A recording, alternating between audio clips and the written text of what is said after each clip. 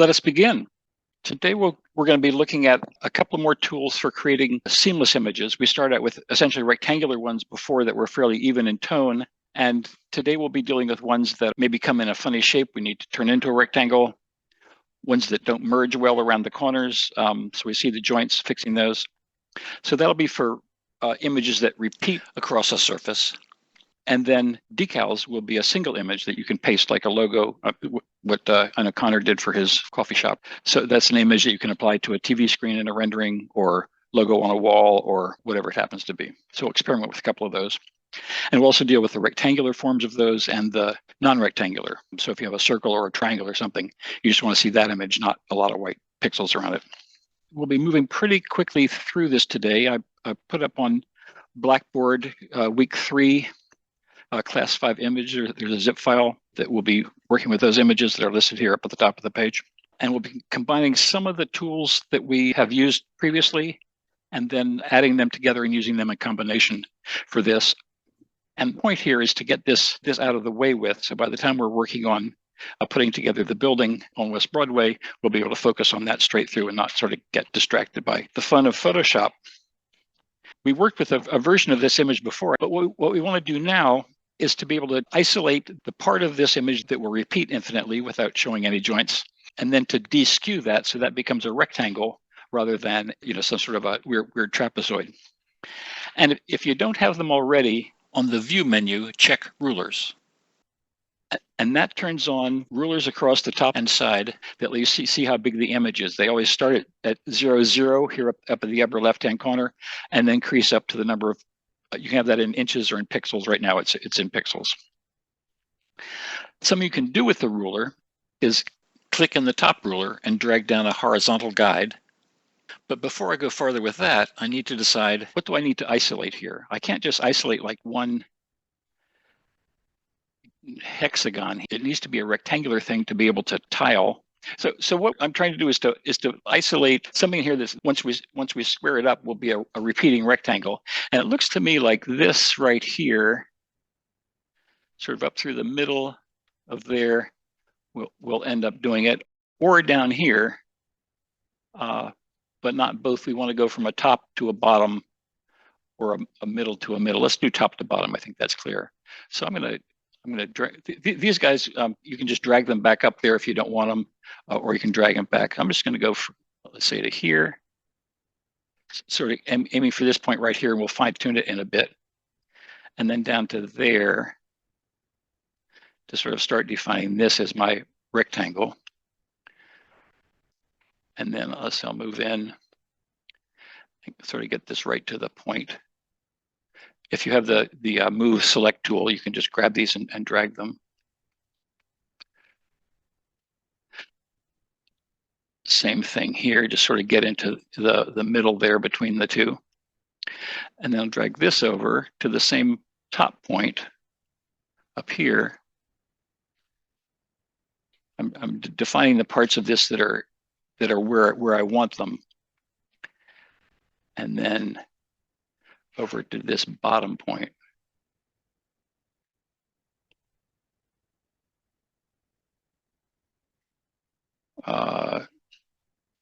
Right down the middle there.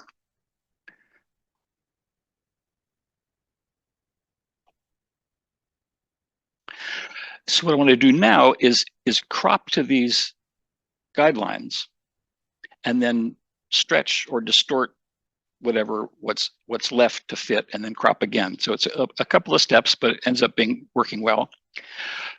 So once we have the rectangle that includes everything that we, I see that this is not going to work. I need to move this farther over to pick up the whole half, this whole half of this hexagon, and this whole half of that hexagon. You want to include a little more than you need rather than less. So with this sort of roughed out thing, then we'll go to the crop tool. And these will drag, and they'll sort of click magnetically attached to those guidelines.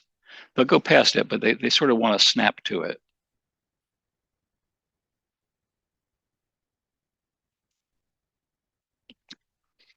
And here I'll look one more time to make sure that I have at least what I need and maybe a little bit more. Okay, and once you've done that, you hit enter to actually create the crop.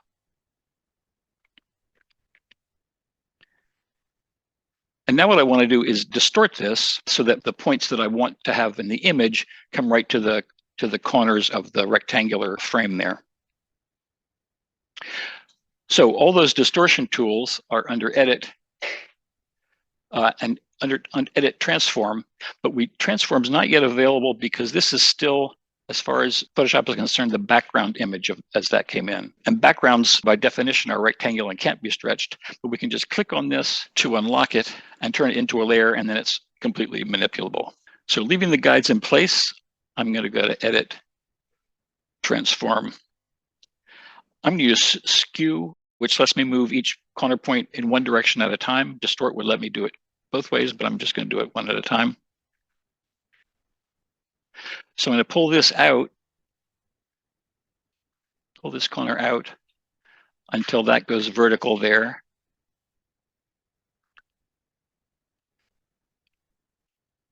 And this is coming right down. And then, sorry, this needs to be over here, doesn't it? Okay, so that comes right to there. I'm going to pull this up till that's there, sort of the middle of the joint. Pull this down a little bit. Then once we've got a rectangular, we can click over here to sort of let go of it. Then we want to crop it one more time to get rid of those little extra bits.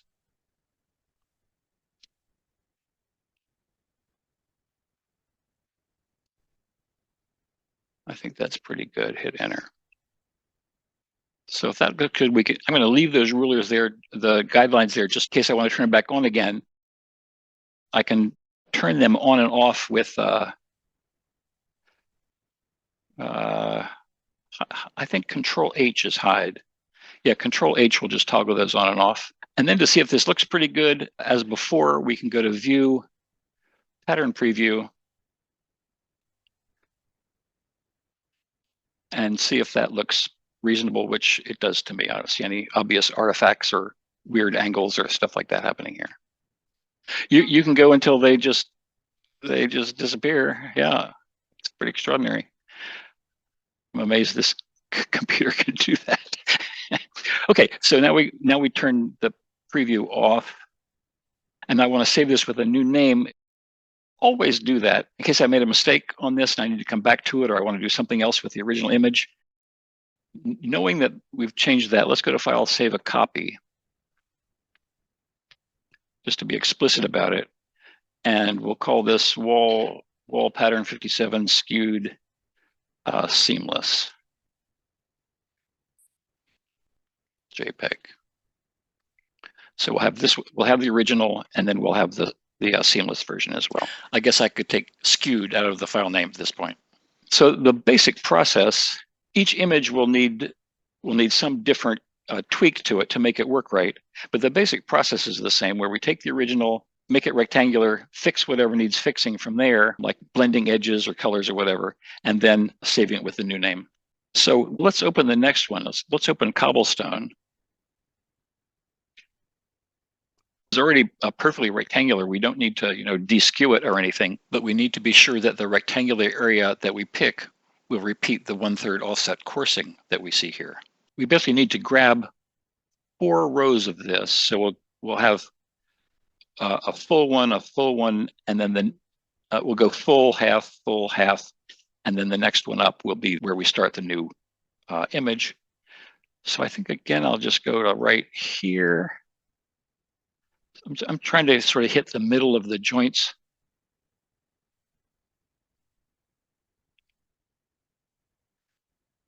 And then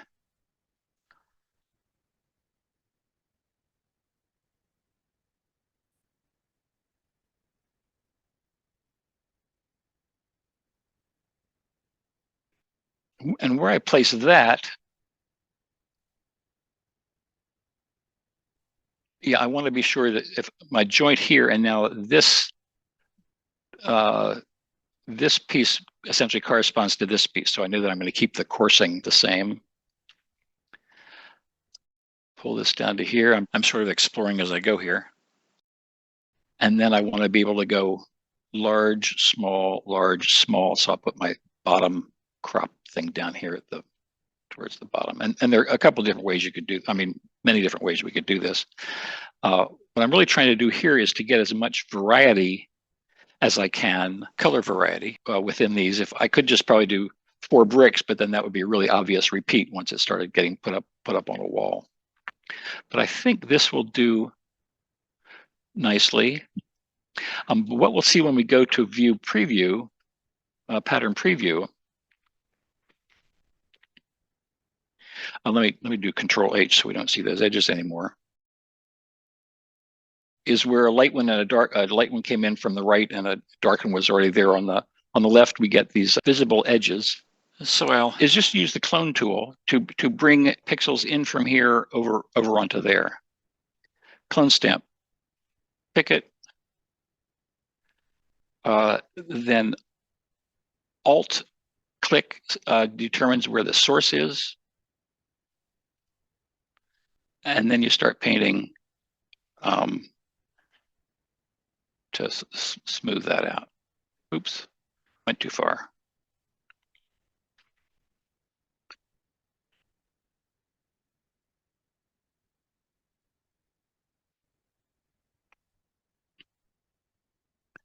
Down here on the bottom corner, I see that I think what I'll do is use this color to paint all of this.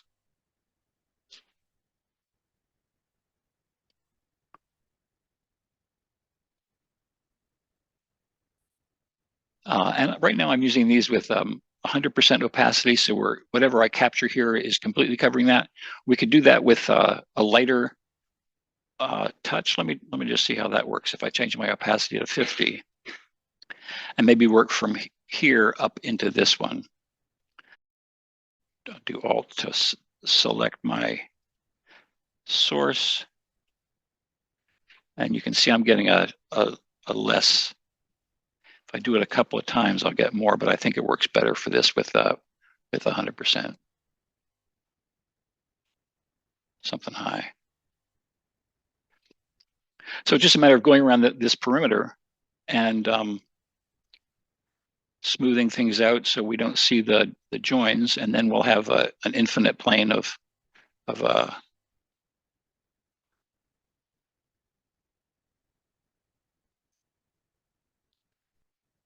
all look pretty good. This image came from a company that provides photorealistic textures. So, that's one of these reasons these textures are so uniform, but I thought it was a good one to practice with. So that looks good, that looks good, that looks good, that looks good, that looks good. Control H will again hide the blue so we can see if there's anything obvious. I see a little thing here.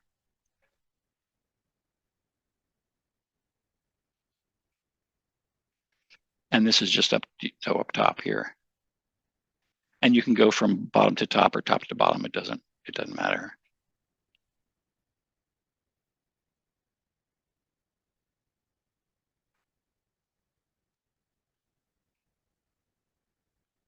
And I think the rule of thumb is as long as it doesn't jump out at you, you're fine. View, deselect pattern preview. You know what I forgot to do?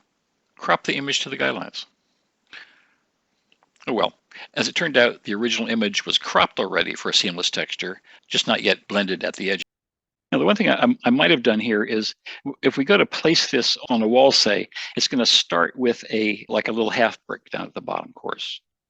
I probably really should have cropped to right here as my bottom corner, so that when it starts filling in, it will, if I got my wall up here, it'll start filling in like that. But we'll let that slide for the time being. I'm not going to bother saving this one.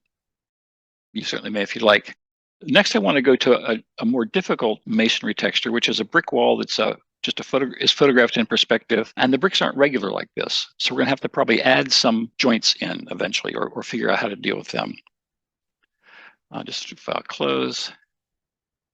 Now,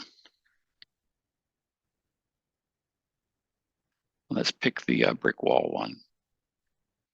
There'll be probably some sort of editorial changes to this as we go by, because as you can see, even, this is pretty vertical, but when we drag one over here and line it up with these joints, it starts to get off there. Well, it's not too bad. I'm just going to line this one up with the middle of this joint right down here at the bottom. And then I see that I have sort of an irregular pattern horizontally, but vertically I've got large, small, large, small, large, small, large, small, large, small. And I want to end up keeping that sort of through here. So if I make, let's say this, my bottom course will be in there somewhere. I'm going to go large, small, large, small, large, small, large, small, large. I'll maybe just stop it right here. So I start with the large and end with the small. Start with the large and with the small. That'll be about right.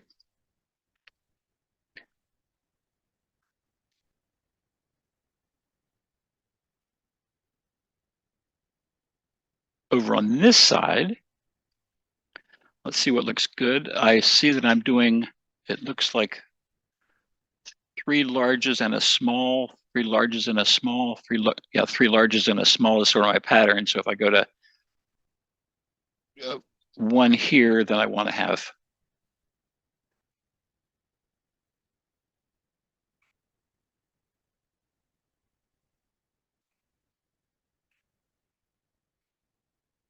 there about. That would be 1, 2, 3, small. Yeah, we'll see it. Well, let's see if I can go any farther. To stay truly on module, maybe I'll go to the beginning of these guys.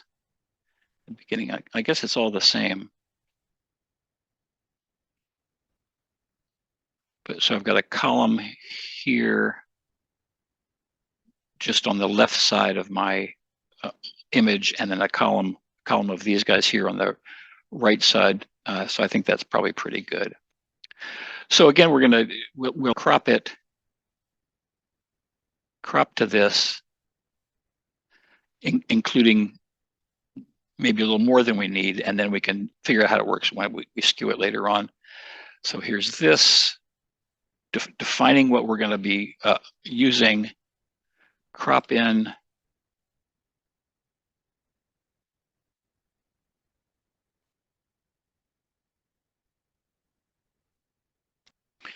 hit enter to crop.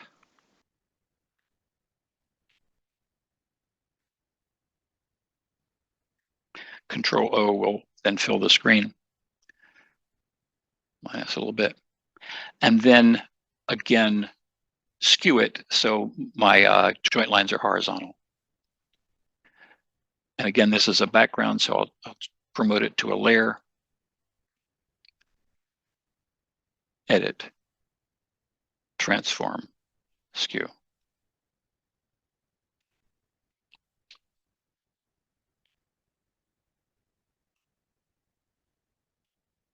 Sort of going for the middle of the joint. Easiest way for those to line up.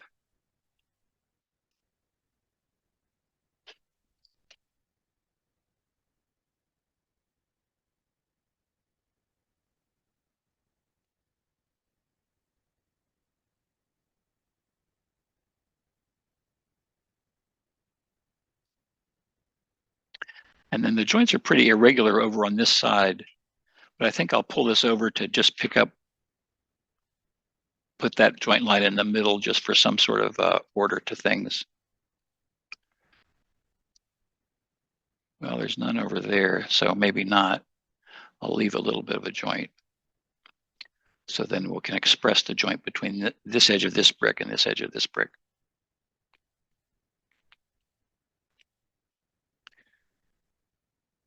Okay, so then we've stretched it. We can click out here to let go of that layer. And they're going to crop it one more time down to trim off the little extra bits that were outside there. Crop, hit enter, and there we go. So we've got a half a course of mortar, half a course of mortar here, little brick, 3 bricks, little brick, 3 bricks, little brick, 3 bricks. That'll be fine. Now the question is, these are not going to mesh up nicely around the edges. We're going to have a bunch of cloning to do. So again, I'll go to View, Pattern Preview. And you can see all the places where these are a little messy. And these we just need to do the best we can with the clone tools. You know, some of them are pretty okay with the joint right there, but this is going to be pretty obvious. If I turn this off, Control H, we can see how that works.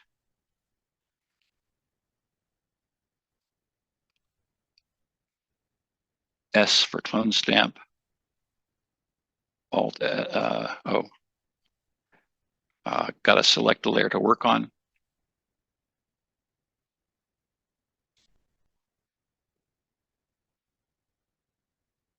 Clone stamp, Alt S, Alt click.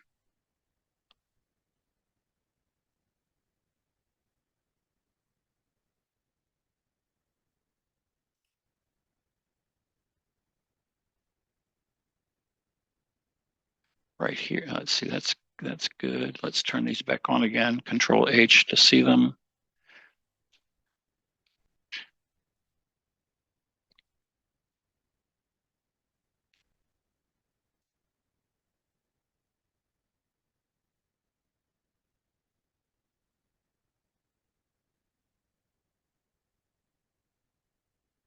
When in doubt, clone from the larger area to the smaller one, just so you have more material to work with.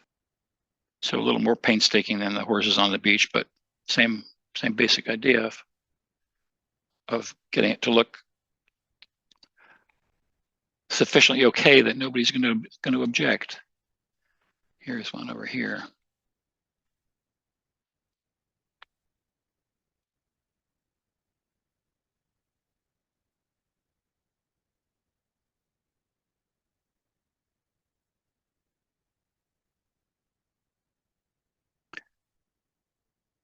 And what's interesting about this is you can be doing this anywhere. You know, these are all the copies of each other. So as I'm doing it in one place on this image, I'm doing it everywhere. So it's not convenient to do it sort of in the original. You can just come elsewhere and do it. Well, that looks reasonable to me. I mean, you know, from a distance, and if it's a large wall, you'll start to see this repeat. Pick that up in a couple more images to get more variation within our base image. You know, I can't just go here, decide, oh, I've got this brick that's too dark, so I'm gonna clone it.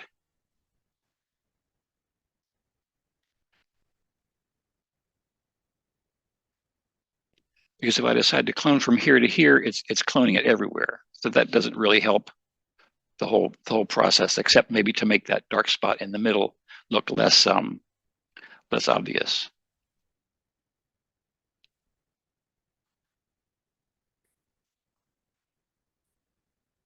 But you see, I've got, you know, several different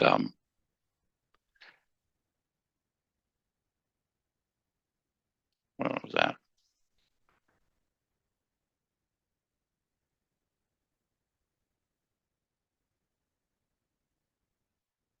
Okay, that's probably less obvious, just not that whole concentration of dark ones there. Okay, we'll turn off View, Pattern Preview, and this one was enough effort that I would go through and save a copy, and we'll call it Brick Wall Seamless.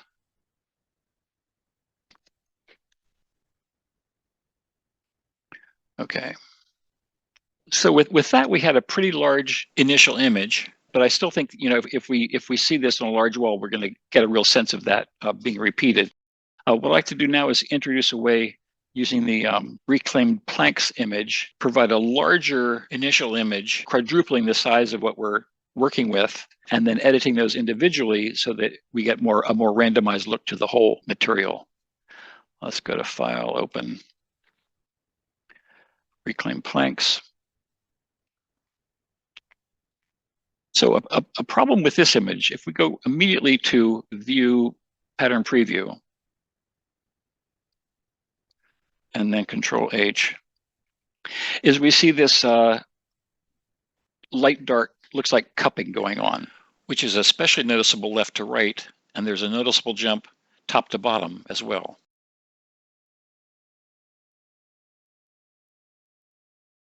The last two, using the marble and the granite images, are ones that don't have any guidelines. There are no joints, there are no edges, there are no verticals, there are no horizontals, and that becomes entirely a matter of how you want them to look. Let's take the white marble first.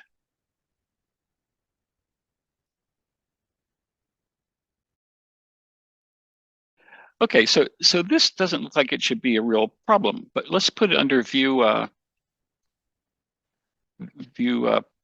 Preview, Pattern Preview, Control H. And we do see a subtle tiling, but it's pretty easy to get rid of. You know, we can do it right here in this view. Whenever we see what looks like an edge, we can clone from somewhere just to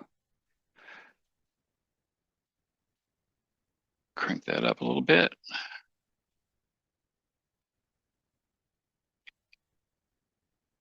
So here, I don't know, I'll just pick, you know, you can try to sort of make it look like a feature continues down through across.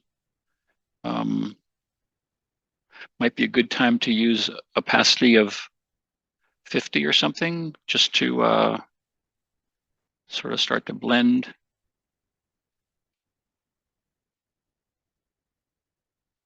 Blend edges.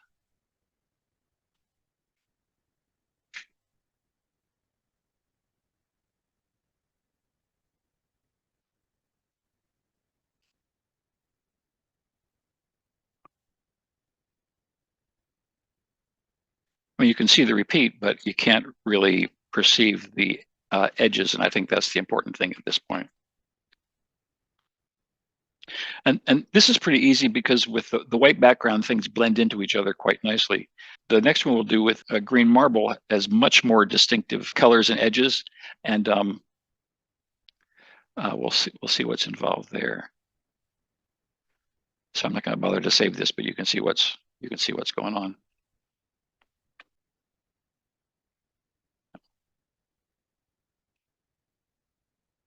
Green granite. I think the easiest way to do this will be to do it all in the pattern preview, just so we can see what's happening on all sides all at one time. But I think it's a case where we're going to want features like this, sort of this running light stripe to sort of continue down into the next, you know, maybe we take this part right here and sort of clone it onto there. We'll see what happens, because that will be coming in over here as well, we'll just see what happens. it's hard to pre-visualize. View, pattern preview. Let's turn Control H, turn those off. And zoomed in, it's not so bad. Zoomed out, you can start seeing this little guy repeating a lot. I think I'll just get rid of that just right away. I'm on pretty high. I'll be on like 75% opacity.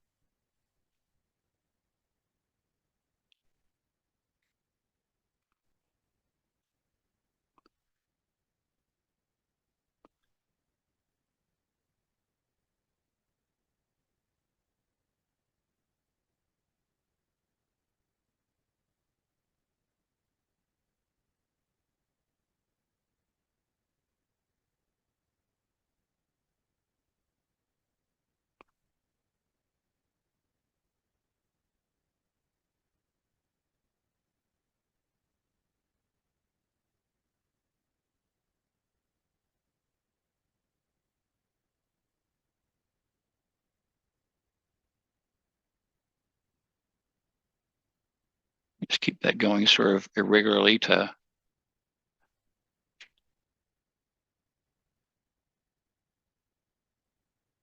anyway, so I think that's good enough here. File, I will save this. That was sort of nicely done. Green granite seamless. And all this stuff I'm putting in my Revit images folder. Documents my Revit images. You really need to be able to come back and find all this stuff you're putting together. There are really two ways to do it. One is to have, if it's a very specific image for a very specific project, maybe you keep the image in that project folder. But you might want to use it 2 years later for something.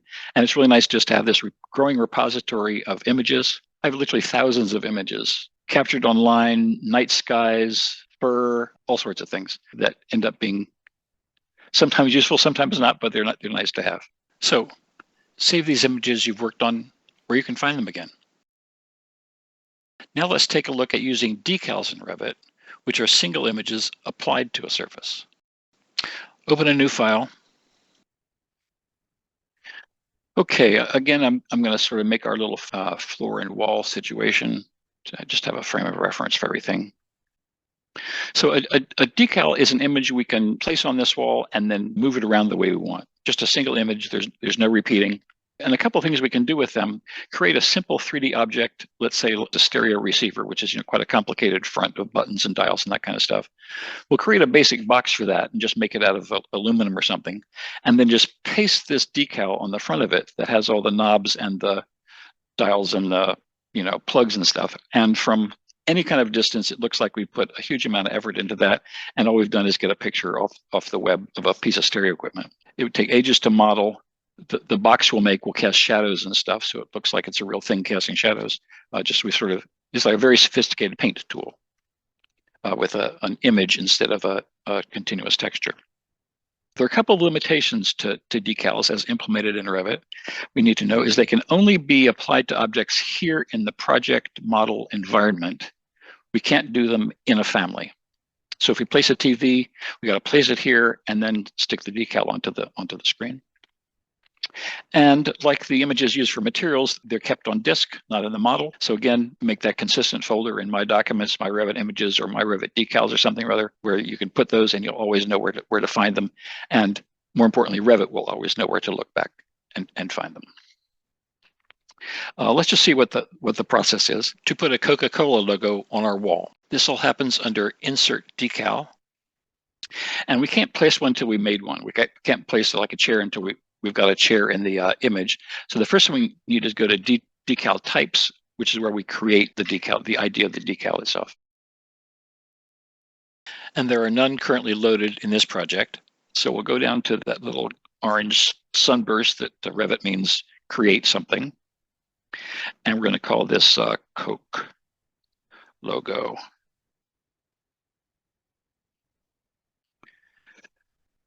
And then right now there's no image associated with this yet, so we'll go get one. My Revit images, class 5. I want to use this rectangular one, the Coke logo JPEG. Okay, there's nothing about size here. It's just an image. Okay, and then under Insert Decal, Place Decal. Now we made one, just like having made a chair. We can place it, and it will stick. It will apply itself to whatever smoothly curved or flat surface the cursor is on. I guess it just did. It didn't like fly. So if we go into realistic, there it is, and we can move that around. We can resize it. Resizing it within the model, it's proportional. It keeps its relative sizes to each other. If we decide that we want that to stretch out just horizontally, just that little bit more, we can select it. And in Properties, uncheck Lock Proportions and set the height and width as desired. These show up on screen with an edge around them if your current graphic display options include show edges of things. But if you turn that off, the edges on your 3D objects and on your images will go.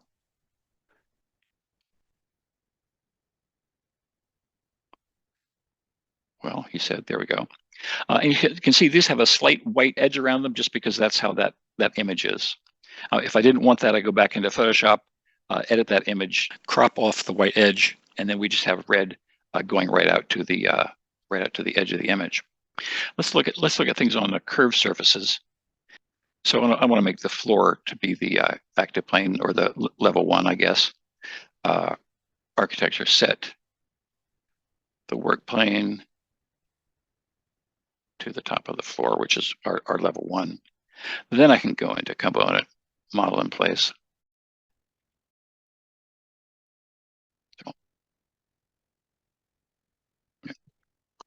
Then let's see what happens to a decal when we put it onto the curved surface here. Insert decal, place decal, Coke decal.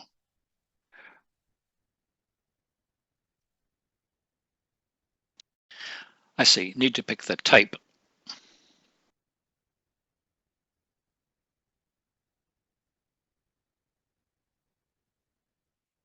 So a couple things we can see here. One is the one here on the top is attached to the object. We can move this around, and it'll go with it, but it doesn't do anything like wrap around. It just appears on that one surface where the cursor was when we picked that. Same with this guy. I don't know why this turned light and dark on the back halves, but you can see that this does wrap around successfully on the circle.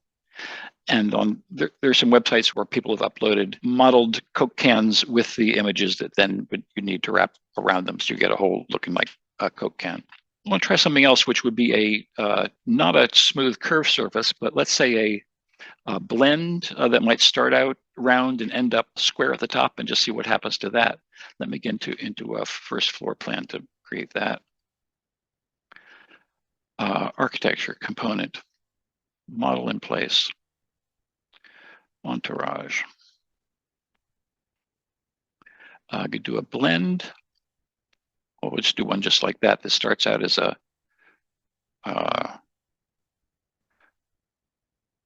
square, and let's head at the top and make that be a circle.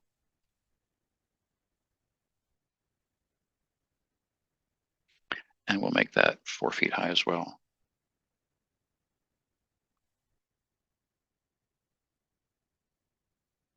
Go back to our 3D view. Now let's see what happens. What's this going to do there? I don't know. I've never done this. This is an experiment.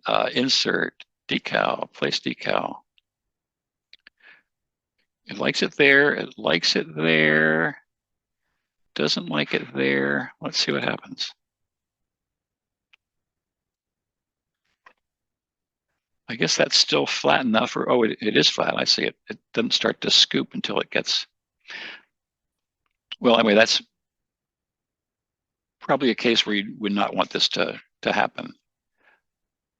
Yeah, because this side here is that's quite a interesting warped surface, slanting up that way and curved in plan.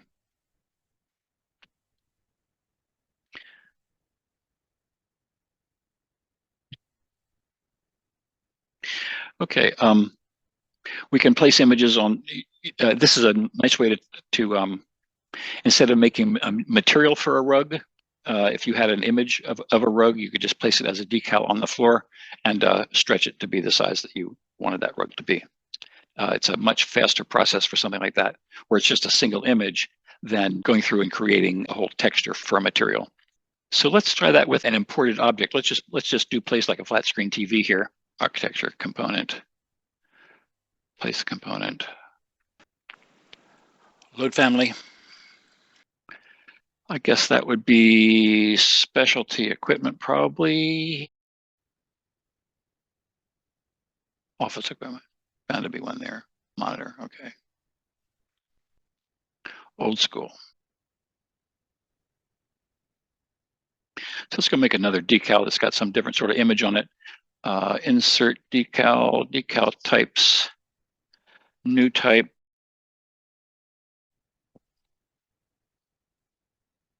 Let's see what I got in terms of landscapes. I didn't bring one. We'll use those seamless boards instead. And then made it Let's place it.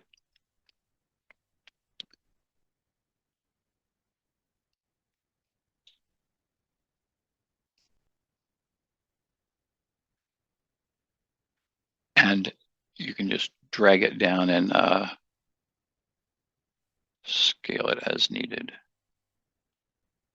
So again, if we move the monitor, then that goes with it.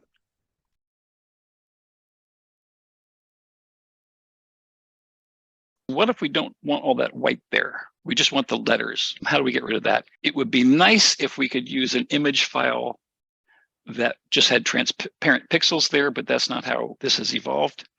And what we do is back in Photoshop is to make what's called a mask of this image based on this image. And the mask is going to be white wherever we want the color of this image to come through, and black wherever we want the color of that image to be blocked. So here's that process. Let's get into Photoshop. There we go. All right. Let's go to File, Open, wherever you have it. Coca-Cola logo. Okay. Okay. So what we're going to do, this is our original image. And the first thing I'm going to do is to save this with its new name, because what we're going to have is this original image sort of being looked at through another image, which is going to pass the red and block the white. So I'm just going to go to File. I'm just going to do File, Save As, and I just take that same name and just write Cutout after it in capital letters, just to let myself know that it's this same image, but I'm doing what Revit calls a cutout, which is cutting out part of the image. Save. And that's fine. That's just to avoid accidentally replacing the original image with the modified cutout version we are about to create. And now what we're going to do is we're going to select all the white, which is where we don't want color to come through, and change it to black, which will block the color. It's just like we're almost making a cutout in a fence or something or other. So I'm going to do it select it with the Magic Wand tool. And if I click out here, it will select all the white, but it doesn't select inside here because it's set to contiguous. So I'm going to Control D to get rid of that and uncheck contiguous, which means, and click here, which means it'll find all the white everywhere in the whole image. So here we are. My tolerance is about 50. I'm not sure how that matters. This is only red and white pixels. We'll click that, and now we have all the white dots selected. And you notice in there that there's some other faint little colors, but because my tolerance is high, it's picking up them as well, even if it's a very light pink. So with that, I need to turn all this area that I picked, I need to turn it black. And to do that, I'll change the foreground color here to black all the way down 0, 0, 0. Either of these two bottom corners will do. Okay. And then use the Flood Fill tool, which is on the same tab as the Paint Bucket tool, sorry, which is maybe underneath Gradient, or one of these two will show up, but it looks like a paint bucket. And then just pour that into there as, change that to non-contiguous and just pick them all at the same time. And then Control D to let go of the marquee. Now I just need to turn the red into white. So I'm doing exactly the same procedure, except picking in the red instead of in the white. So I'm going to pick here. And because contiguous is not checked, I get all those different disjointed pieces. I'll change the foreground, make my foreground color be white, the one I'm painting with. And then again, use the Paint Bucket tool to paint all that white. And then Control D to let go. So now what we have is an image that when we look through it, we won't see through the black, but we will see through where it's white, and we'll see the red, and so all we'll see is a red on the wall. So I already saved this as Coca-Cola cutout, so I can just do a Control S or go to File Save. Let's do that. File Save. and then we're out of here. So this decal hasn't changed. It's still defined just as the one image. We're going to create another decal that is the image plus its cutout, its mask, and we can put that on the wall over here. So that'll be insert decal. We need to make a new type, a type that includes the cutout image. I want this original one to be here, just with Coca-Cola in it, no cutout. I need to create a new one. I need to create a new decal that has the cutout attached to it. So new decal, let's call it Coke with cutout.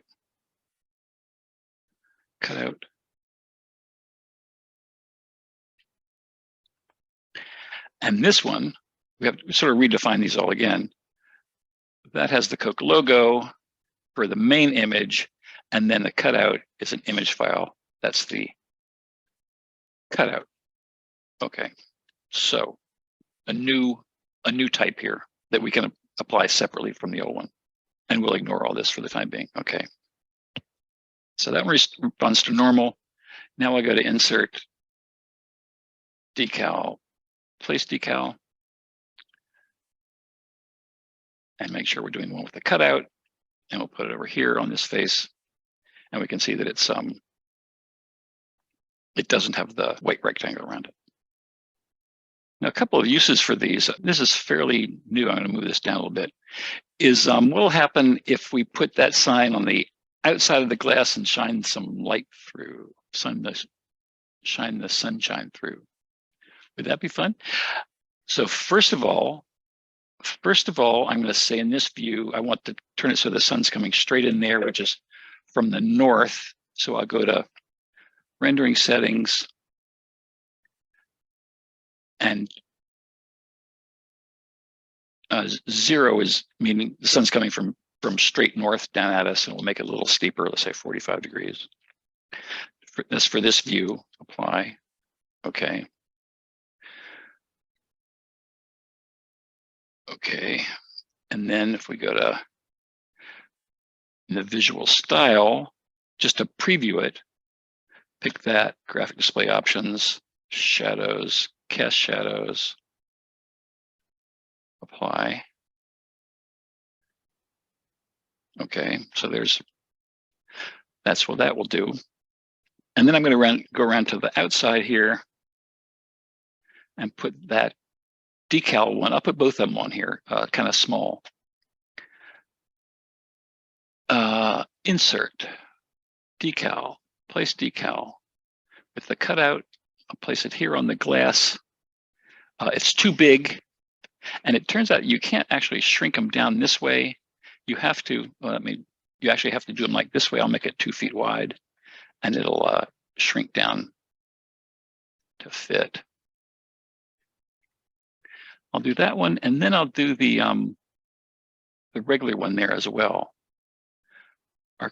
Insert decal, place decal, and I'll use the original one that does have the rectangle on it.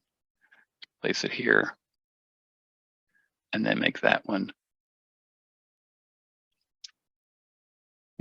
also 2 feet wide.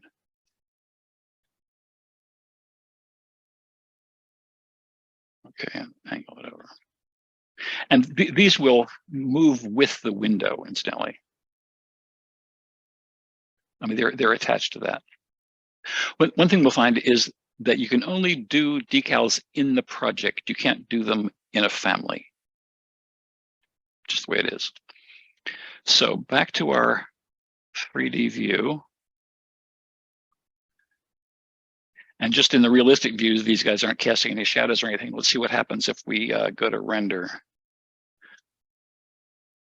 We'll kick it up to medium just for fun. Exterior sun only, coming through that way, go.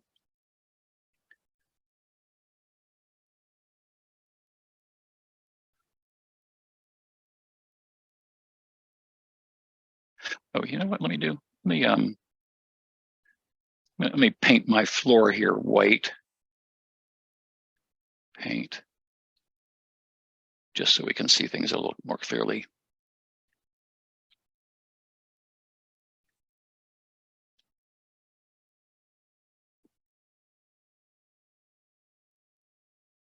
So these guys are casting opaque shadows because they're paint or solid plastic or something or other on the glass.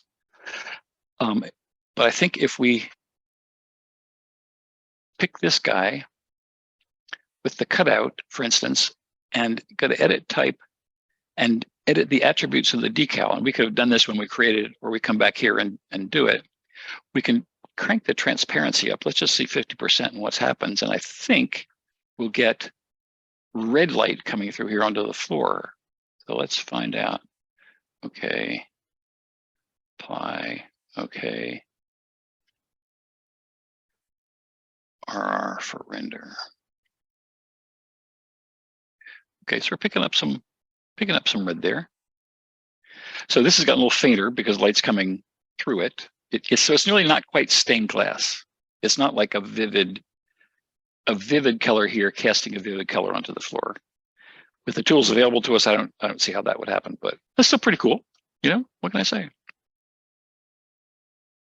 So a question comes up, especially when we're dealing with things like Entourage, which is, just the stuff around.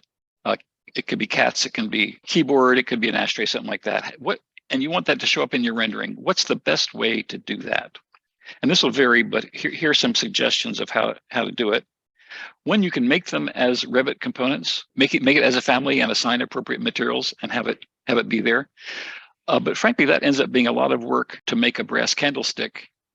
If it's going to be 1/8 of an inch high in your rendering, on a mantelpiece somewhere. So is there a faster way to do that? So you can use Revit components and materials. That's what we've been doing, and that's certainly for anything you're going to reuse and want to be able to vary.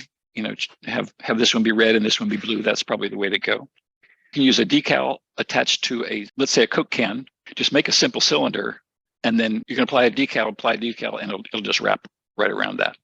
So that's an easy way to do that. You can add them later in Photoshop, as we just finished doing. The problem with that is, if this is an image that's going to undergo multiple iterations, you're going to find yourself doing that again and again and again. The way around that, let's say it's a view of the living room with the brass candlesticks. If you lock the view that you're rendering, which you can do down here, to save the orientation and lock the view, let's call this view to render. And that kicks out a JPEG of a certain size. And you add a lot in Photoshop to that. You can then, a new rendering of this exact same view, turn off the old one and slide and import this one and drop it down in the stack. So that background image changes, but the candlesticks are still there right on the mantelpiece, if the mantelpiece hasn't changed location. But you really have to pay attention to what you're doing with that, especially if it involves editing the original image. Or you can use Enscape or other programs that both provide and help visualize any number of things. And over on the last page, I have a list of what comes with Enscape. As of this morning, there were 3,372 different things: accessories, animals, construction, furniture, hospital stuff, lighting, people, sports stuff, street stuff, vegetation, and vehicles. And they all look pretty good, and they're all done the same way that flamingo was done, or the guy there, where photographic images are sort of mapped onto a three-dimensional form. I don't want to address Enscape today. It requires a graphics card that this computer doesn't have, for one thing. But for anybody who does have the graphics hardware in their computer, it's a really great way to work. And increasingly, in terms of professional development, is one that's being used hugely in all sorts of large and small offices. It does instantaneous renders, essentially instantaneous animations, and it does VR. You plug in a headset and walk around in the space. So it's very, very slick. And Nathan really wants to get a bunch of VR headsets and have it going. It works with SketchUp too, so that's pretty fascinating. It's all happening. Actually, the first one I guess we'll do is just a picture frame with a decal in it, so we can put a picture on the wall and picture frame on the wall and move it around, and the image will travel with it. Then we'll do the stereo system, and then if there's time, we'll do a TV from the Revit library and stick a picture of the Channel 4 news team on that, and just see how that works. Let me show you something here. Well, that was an image, a decal applied to a raised rectangle. These are decals, the kernel and that. It's good to know how to use them. Let's take a 5-minute break and then come back and we'll work on the picture frame. So this has been just applying decals to the Revit wall or floor or window or whatever. Now I like to make something specific. I like to make a family to which we can then apply a material of decal once it gets back into Revit. And just for the full experience, let's go make a quick picture frame. No dimensions, we'll just make it, this big or something rather. And then we'll bring it back here into Revit and stick it on the wall and apply a decal to it. So let's go into File, New, Family, English Imperial, Entourage. Okay, here we go. Right when we start building this, we're looking down flat at the picture frame. I really want to be able to come up into an elevation view to be able to place it in place. Oh, let's remember, this guy right here is called the center front and back reference plane because it's in the center between the front and the back of the thing. And what we're going to be doing is essentially drawing on this plane when we start to create our picture frame. So we're going into a front elevation. So here's the reference level, and we'll just put it right down here. And the first thing I'm going to do is to draw the back thumb size. That'll be an extrusion. And we're going to say, draw on that center front back, that plane that's halfway between the front and the back. So the vertical plane that we're drawing is the one we're going to be using here. And I'm just going to draw a rectangle that's, I don't know, something like that big, doesn't matter. But picture frame sized. And I'm just going to make that 1/4 inch thick. That 1/4 inch will be coming out towards us from the center back plane. That's that. And then I'm going to draw on top of that a raised frame, just the simplest possible thing, extrusion. And here I'm going to draw it on this guy. So I'm going to say, this time I'm going to pick a plane, which is that plane right there. Just sort of hover till it lightens up.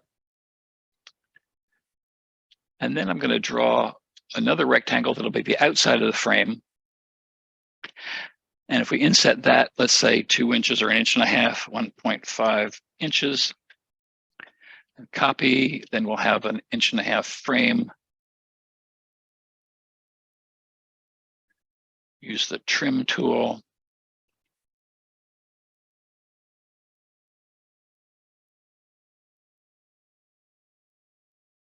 So this will be solid and this will be empty again of frame, but the back will still be there. We'll say okay.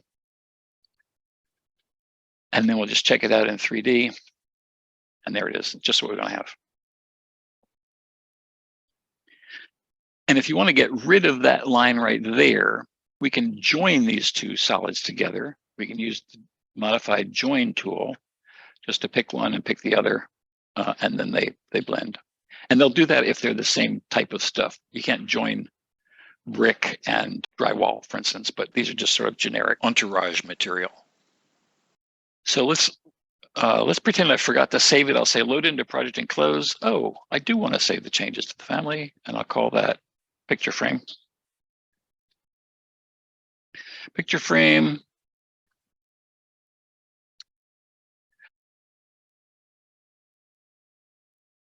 Move over here somewhere. And right now we drew it with its bottom at floor level. So if we go back into the 3D view, if we give it a height offset from its host, which is the floor here, I'll make it 5 feet or something, go up.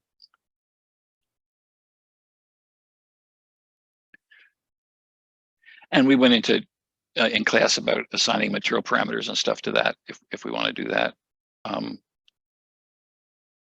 Why doesn't my, oh, I was trying to rotate my view, but I locked my view earlier for part of the demonstration. I'll unlock it. Okay, so I guess I really like to be in an elevation view to be able to see this, our new image being applied there. So I'll just go to, let's see, this is our south view here.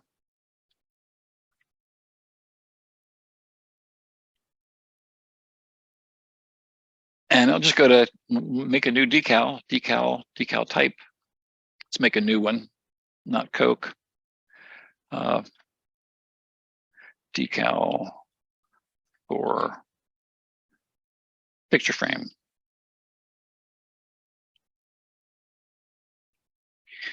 And go pick something here. I don't know what's here on.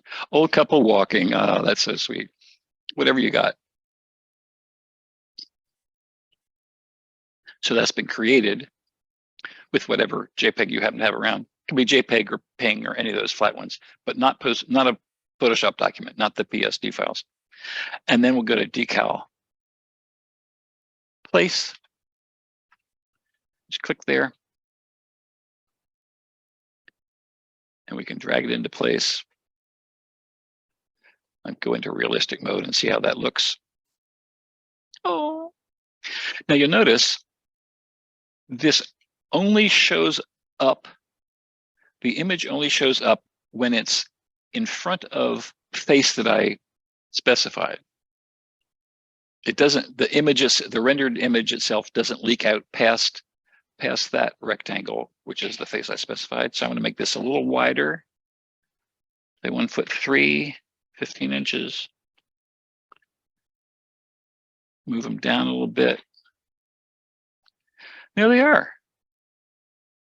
And now if we move the picture frame, the image goes with it. It's been attached to it. Actually, I need to move that over a little bit.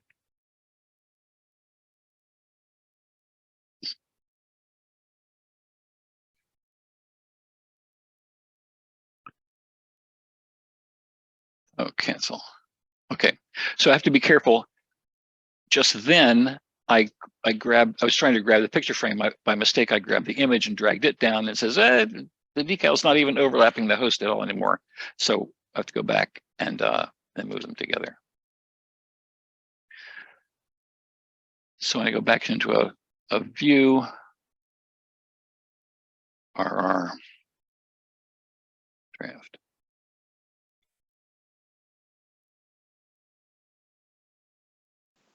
And as before, the black decal edges disappear in the rendering. So that's making our own. The picture frame is really a very simple thing to make. I like to do something a little more explicit with like a stereo receiver, just as I've outlined it there, which we go into File, New, Family. And I think we'll also call this, I guess we'll call this Entourage as well. It's, it's not something that we're specifying for the building. It's something that the owner would just bring in. And this time we're in plan view. I think we'll just draw. I gave some dimensions here, which has worked well in the past. 17 wide and 15 deep. Extrusion.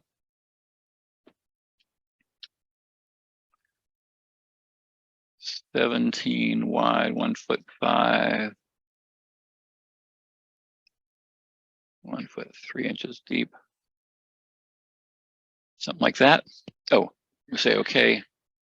And then we give it a height, which is 5.5 inches, 5.5 inches. So there's that.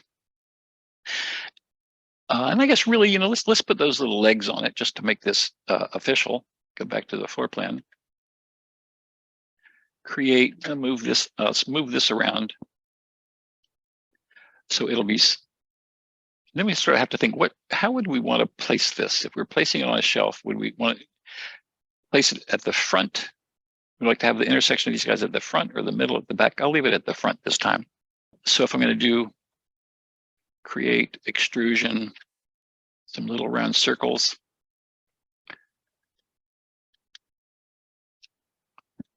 Well, it can be any size you want. I'm going to make them okay, 1/2 inch high.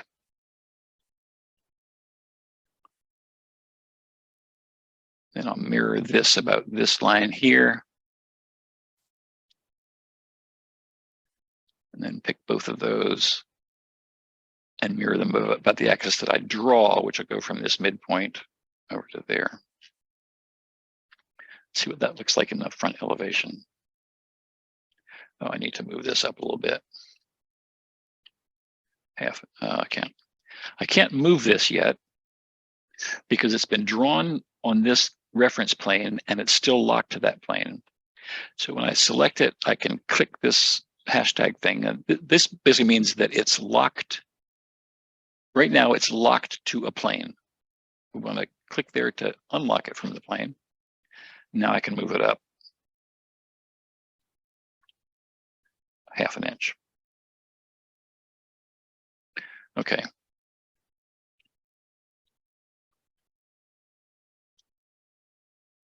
Cute. And I think we can ignore the ventilation holes and whatever. What I don't want to have to do is put a lot of knobs and that kind of stuff on. Just doesn't, I mean, trust me, it's gonna be fine. What I do want to just give this like that brushed aluminum material just right in the family. So we don't have to do that anywhere. Let's see, aluminum. There aren't many materials in the empty families. So what you do here, you type in whatever you want, and it'll come down and give you ones that are in some of the libraries. Anodized, clad, vertical, cladding, aluminum. I don't know what these are. Like a brushed aluminum, maybe that one right there. I'm just going to bring that up into my project, well, actually into the family, and say okay. And we don't even have a rendering option. Do we have a rendering option here? No, we don't even have a rendering option here in the here, but we'll do that. So there's that. Okay, so load in project and close. Do you want to save it? Oh, I sure do. Let's go back to my desktop and call this stereo box. Save. Okay, and we'll go stick that out here on the floor.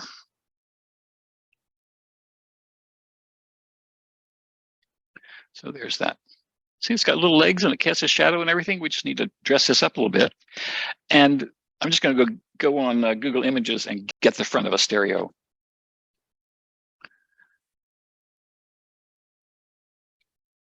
Receiver.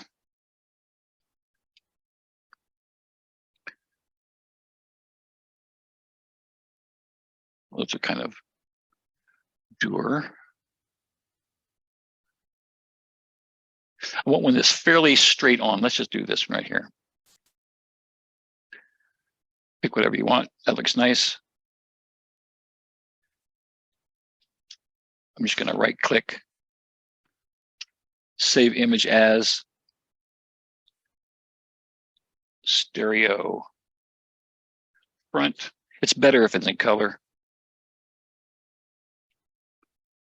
Save. Done with that.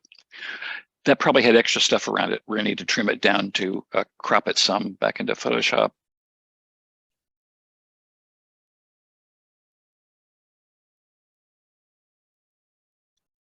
I'm just sorting on date modified to bring it up to the top because it's the newest thing there. Okay, there we go. So I'm gonna ignore those little bumps under there. Let me just use the cropping tool here. Oh, sorry, it's on the slice, so I'll just do.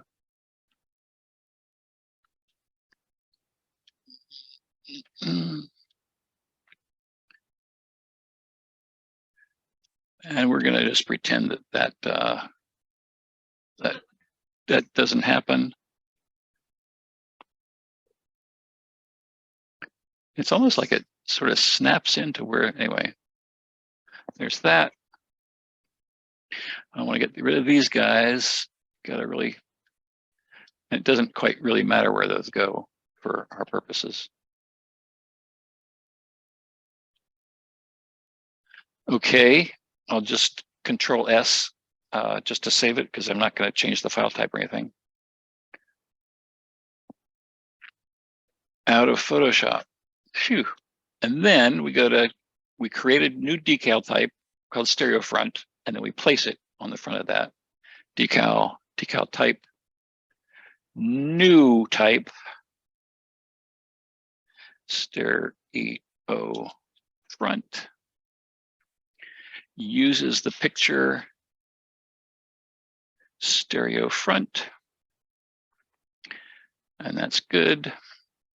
And then we go decal, place decal, and we stick it right there. And it's a little large, but let's get into a south view. It's just, some sort of pixel thing going on. And we knew we wanted it to be 17 inches across. So I can just pick it.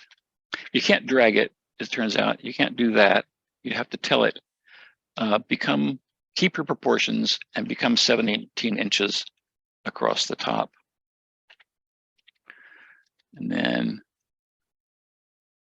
move it in a place like that. And I guess I'll just change this. I'll not lock the proportions and just make that be an even 5.5 inches. That was pretty close to start with. Okay. And I guess what I could do is make this, so I don't have to worry about those little edges. I'll make this a little bit bigger, 5.5, and I'll make it an even 5 3/4 high. So the image can slightly overlap, but I don't have to worry about it not showing up. We'll go back to view to render. Yeah, I mean that was easier than and if anybody's really paying attention to the 3D knobs, like, let's just do this right. Okay, now let's see if now the trick here would be if I want to make some real knobs there. Make some real knobs. I can't edit. The trick will be lining the picture up. Well, maybe that'll just be the homework assignment. I'm sure there's a way to do that, but I can't think what it would be right now. Because I can't edit. I have to take this back to the family editor to add the knobs. Wait. Let's do this. This will be fun. What I'm going to do is add a knob to that out here in the project, and then group the knobs and the box together for the purposes of this illustration. Okay, so that would be architecture component, model in place. We decided this was Entourage, right? I guess, yeah, it makes sense to keep doing that. Entourage, okay. Knob. So that's an extrusion. We're going to pick a plane, which is the front plane of that box. It's going to be a circle going from here out to here. It's going to be 1/2 inch, 3/4 of an inch, 3/4 of an inch high. Okay. And then control drag. Oh, that's smaller. Like that.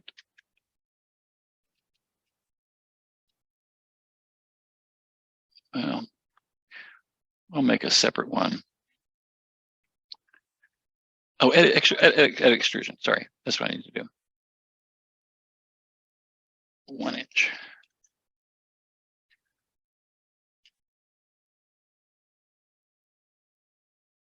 Okay, so those are both sort of the same extrusion. So, Oh, and then make sure they move together. We pick. I've never done this before. We pick that, and those two part of the same object, and group them. Create a group called stereo with knobs. Such little things get me excited. With knobs, okay. And now those guys will sort of work in perspective, which is sort of a nice feature when you really want to deal with it. And this way I'm not too tied into that particular stereo front. I could switch out a color for a color image and then move the knobs around. So I think that would be all right. We don't have to do the little buttons in 3D, but a question from the floor, but could you make those knobs as part of the family to start with? You know, it'd be interesting to see. Let's do this. Let's take this. Let's ungroup it for a second.